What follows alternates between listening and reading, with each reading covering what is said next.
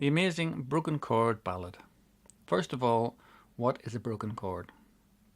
Think about the chord of C that you already know in your right hand. Now, instead of playing the three notes at the same time, play them one at a time, starting with the C. So you've broken the chord up into three notes. Try it with your left hand. C.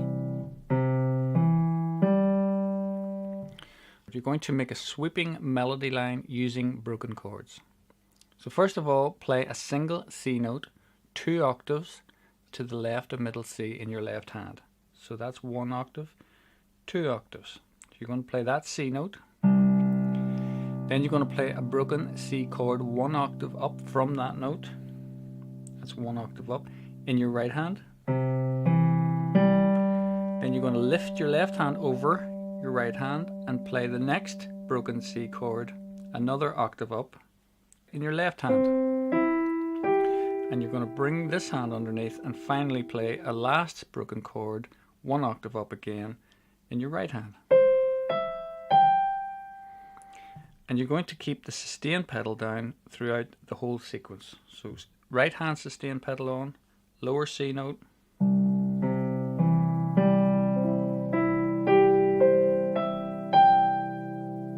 and again,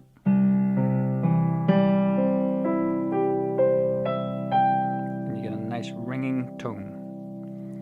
Now let's see if you can play the same pattern, but this time use the chord of F. So you start with the F note, 1 octave up, you play a broken F chord. The next broken F chord, lift your hand over to your left hand and under to the next F. So F,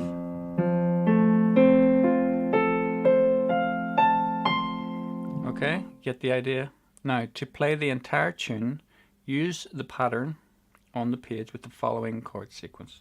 So you start with C, F, B diminished, E